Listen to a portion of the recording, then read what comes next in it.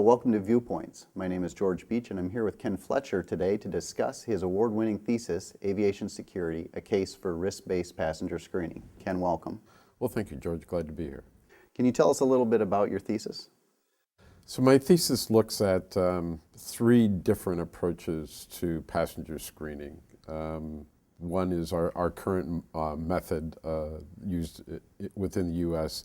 The second approach is the methodology used in Israel at Ben Gurion Airport. And then the third option is a risk-based approach where we categorize passengers based on the actual risk or the assessed risk that they pose to aviation. And what got you to select this topic? Well, I started off with this as my policy memorandum in the introduction class, and I was really looking at a topic that had direct relevance to the Transportation Security Administration. And as most everybody knows, TSA is in the news a lot and continues to get a lot of negative public opinion, media coverage. And every time there's an incident, there is a lot of call within experts in the media for the U.S. to shift to the Israeli model for passenger screening. And so as I started to look at the topic, I couldn't find anything in the literature that really did a comparison between the Israeli model and the current approach in the U.S. And then as I was doing my research, I came across a reference in the Aviation and Transportation Security Act that really called for the Transportation Security Administration to develop and implement a trusted traveler program without any real definition of what that looked like. And it really kind of got me thinking about how is there a way to compare those three approaches? If we defined a trusted traveler program or a risk-based approach, and we looked at the current approach that the U.S. has taken and what's being used in Israel, how would you be able to do an empirical comparison between those that could inform policy decisions? Is the trajectory that we're on sustainable? Is the Israeli model a better way for the U.S. to consider going? Or is there a third alternative that may actually be better for us as a nation? And how did you evaluate the options? I looked at 5 different dimensions. The first one was systems effectiveness. And I broke that down into two categories. One, security effectiveness, and the other one was deterrence. How effective is each of those models in actually deterring an attempted attack on aviation by a terrorist organization? Use some formulas that I found in some operations research. Second dimension I looked at was risk effectiveness, risk mitigation. So those were the two, I'll say, quantitative measures. And then the 3 qualitative measures I looked at were constitutional permissibility. Would any of these approaches violate First, Fourth, or Fifth Amendment provisions of the Constitution? The 4th criteria was social acceptance. How would the public accept any of those 3 models? And then the 5th criteria was political feasibility.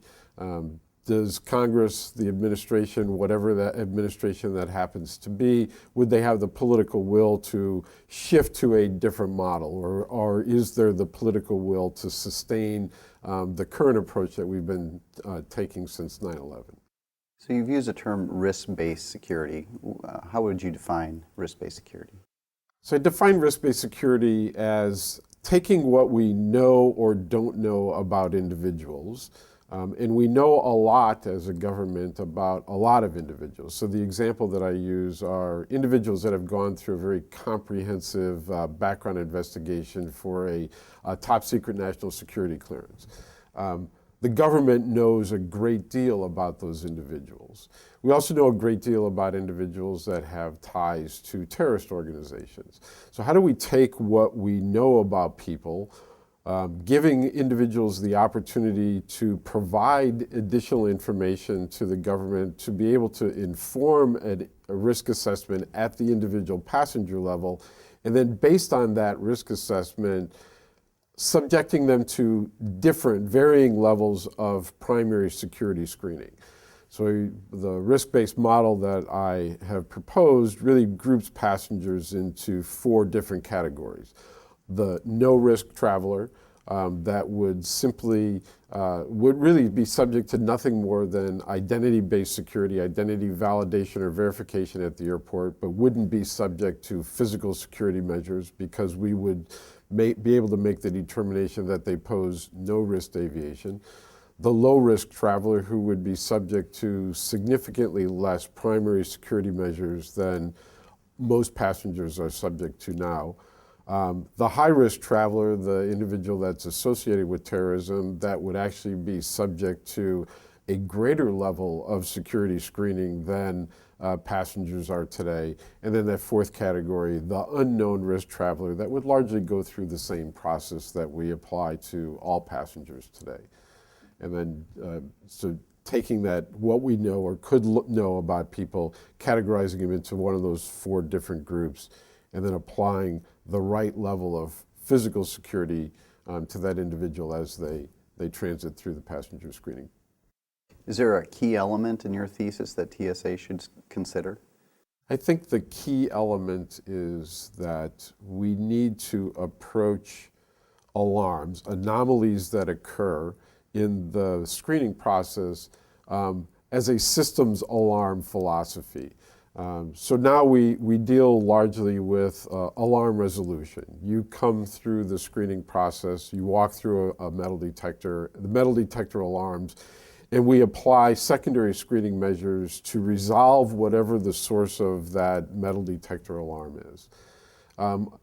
Under a systems alarm philosophy, that metal detector alarm would automatically trigger the full scope of secondary screening measures. So we would go beyond just simply looking at the source of that trigger, but really do a much more comprehensive, much more in-depth security screening of that individual, with the philosophy or the understanding that that individual alarm may be indicative of an individual that had not been identified, but actually had the intent to commit a terrorist act on board the aircraft.